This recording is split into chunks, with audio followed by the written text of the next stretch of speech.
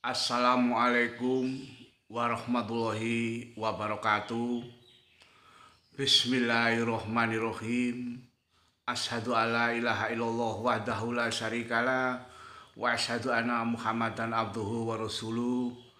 La haula wala quwata illa billahil aliyil azim. Rabbi sholli sadri wa yassir amri wahlul 'uqdatam min lisani yafqahu qauli. Dengan rahmat taufik dan hidayahnya, saya masih diberikan kesehatan oleh Allah Subhanahu wa taala pada detik hari ini. Pada segmen selanjutnya, materi yang akan saya bawakan adalah orang yang meninggal itu sesuai dengan kebiasaannya. Dalam keadaan iman, Islam, dan takwa itu nanti adalah termasuk mati yang husnul khotimah. Seseorang mati sesuai dengan kebiasaannya, kebiasaan senang beramal, matinya masih dalam keadaan beramal.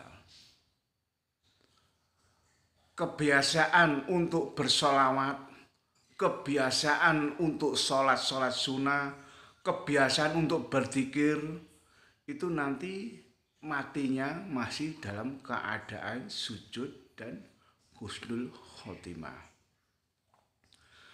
Dengan membiasakan dan kebiasaan yang istiqomah beribadah, kita terhindar dari kematian yang su'ul khotimah. Menilai orang yang meninggal dalam keadaan husnul khotimah, Allah sibukkan orang itu mengerjakan amal-amal soleh, amal-amal kebaikan, amal-amal yang notabene adalah amal yang ibadah untuk mendekatkan diri kepada Allah Subhanahu wa taala. Amalan-amalan yang besar yang orang tidak bisa mengetahui, hanya Allah lah yang maha mengetahuinya. Amal-amalan yang tersembunyi adalah Allah lah yang mengetahuinya. Jadi manusia hanya sebatas mengetahui amalan zahir. Jadi meninggal dalam keadaan husnul khotimah adalah rahasia Allah Subhanahu wa taala, tapi bisa ditandai orang-orang itu dalam keaktivitasnya sehari-hari. Bila sehari-hari orang itu aktivitasnya untuk beribadah, untuk bertakwa, dan untuk mengingat kepada Allah, alhamdulillah nanti matinya bisa husnul khotimah. Karena apa? Dalam keadaan najah, dalam keadaan matinya nanti bisa melihat kebiasaan-kebiasaan aktivitas dalam kesehariannya. Pandangan awam mungkin manusia tidak paham amalan-amalan yang tersembunyi, tapi yang mengatur mati itu hanyalah Allah Subhanahu wa taala. Karena manusia hanya bisa melihat dalam zahirnya, manusia bisa hanya melihat dalam amalan-amalan yang dilihat oleh dia itu sendiri dan oleh orang itu sendiri. Tapi amalan-amalan yang tidak menyadarinya, amalan-amalan yang tersembunyi adalah Allah yang mengetahui. Jadi tanda-tanda orang yang mati dalam keadaan husnul khotimah adalah matinya dalam keadaan tidak tersiksa. Matinya adalah tiap hari sebelum mati dia mengucapkan dalam kebaikan, mengucapkan dalam bertakwa, memberikan peringatan kepada sesamanya, dan memberikan amalan-amalan beramal sedekah, entah itu amal jariah, entah amal fisik kita, perkataan kita, perbuatan kita, dan tindakan kita. Jadi yang sebaliknya, tanda-tanda orang yang akan mati dalam keadaan su'ul khotimah ialah satu, orang itu dalam kesehariannya, dalam aktivitas kesehariannya adalah kasar dan kotor dalam berbicara dan banyak sekali bicaranya. Jadi supaya nanti menjelang ajal, menjelang najak, dia masih mengatakan kasar dan kotor dalam berbicara. Karena apa? Karena kesehariannya, dia aktivitasnya kesehariannya, dia mengucapkan bahasa-bahasa yang kotor. Dua, menuhankan hartanya, seakan-akan hartanya kekal abadi, seakan-akan hartanya yang menyelamatkan di dunia ini, sampai dia mengabaikan untuk bertakwa kepada Allah SWT. Aktivitasnya tiap-tiap hari adalah kerja, kerja, dan kerja, mengumpulkan harta benda, mengumpulkan materialnya, mengumpulkan kapitalnya, dan notabene dia nanti akan matinya adalah aktivitasnya sehari-hari. Dia mengatakan harta, harta, harta, dan harta. Sangat sulit mengatakan asyhadu alla ilaha illallah wa asyhadu anna Muhammad Rasulullah. Sangat sulit dia mengatakan kalimat-kalimat dalam Al-Quran. Sangat sulit dia mengatakan zikrullah. Sangat sulit kita mengatakan untuk mengucapkan keagungan Allah Subhanahu wa taala. Yang ketiga adalah meremehkan sholat, dianggap enteng, dianggap biasa saja, dianggap tidak ada beban sekalipun. Itulah kita dalam aktivitas sehari-hari untuk dikatakan matinya dalam su'ul khotimah, meringankan, membuat enteng dalam kewajiban kita untuk sholat. Yang keempat adalah berteman dengan orang yang tidak baik.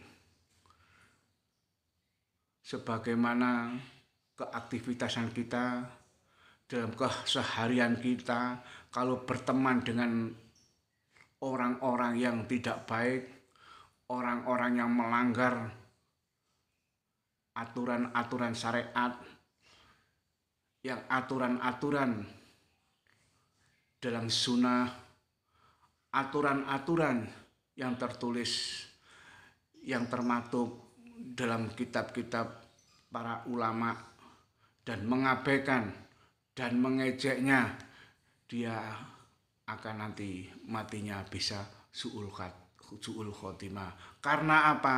Karena adalah aktivitasnya tiap hari dia dengan orang-orang yang tidak baik. Sangat sulit dia mengucapkan asyhadu alla ilaha illallah wa asyhadu anna Muhammad Rasulullah. Dia akan nanti matinya sebelum najak, dia akan mengatakan apa yang dikatakan tiap hari dalam komunitasnya, dalam sosialisasinya kepada teman-temannya yang tidak baik tadi. Yang kelima adalah jahat tindakannya dan perangainya. Jadi aktivitasnya kalau berbuat jahat nanti matinya akan sangat sulit, sangat sakit, sangat tersiksa, tidak bisa mengucapkan kalimat tauhid. Dia hanya bisa mengucapkan dalam tindakannya sehari-hari yang dia perbuatkan jahat. Itulah tanda-tanda orang yang mati su'ul khotimah. Yang keenam adalah angkuh dan sombong. Jadi aktivitasnya tiap hari adalah angkuh dan sombong. Ketujuh adalah pelit. Jadi pelit adalah tidak mau untuk bersedekah, untuk tidak mau untuk menyantuni, tidak mau untuk beramal. Dia sangat perhitungan-perhitungan hartanya. Kalau mengeluarkan harta, dia akan nantinya akan miskin. Jadi tiap hari dia akan terlilit dalam kepelitannya. Nanti matinya dia akan mengucapkan bahasa-bahasa yang kikir. 8 adalah mabuk minum minuman keras. Jadi nanti matinya sangat tersiksa, perutnya sangat membesar, wajahnya sangat membengkak.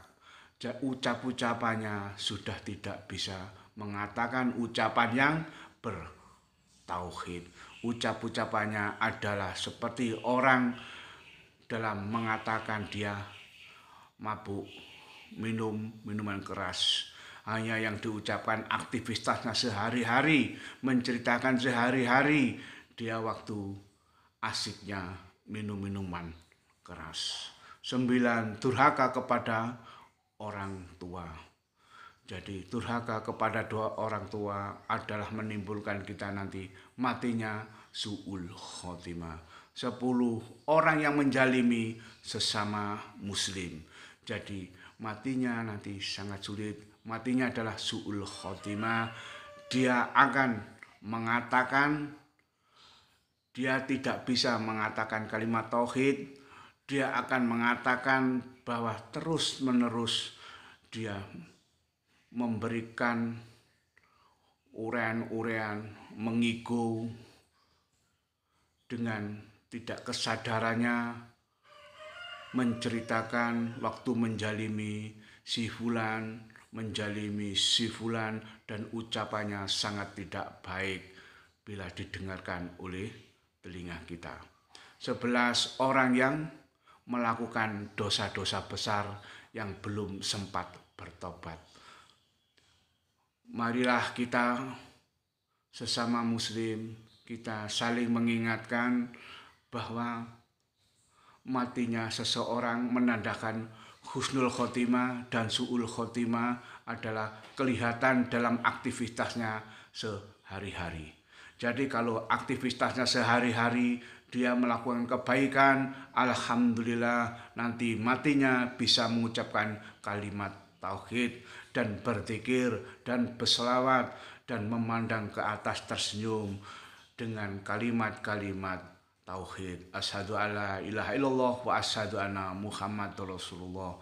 Bila dia aktivitasnya sehari-hari hanya bergelayut dengan kemungkaran, dengan bergelayut dengan pelanggaran-pelanggaran syariat, dia nanti matinya sangat sulit dan ucapannya tidak mengandung kalimat tauhid dan wajahnya akan tersiksa, wajahnya akan sedih.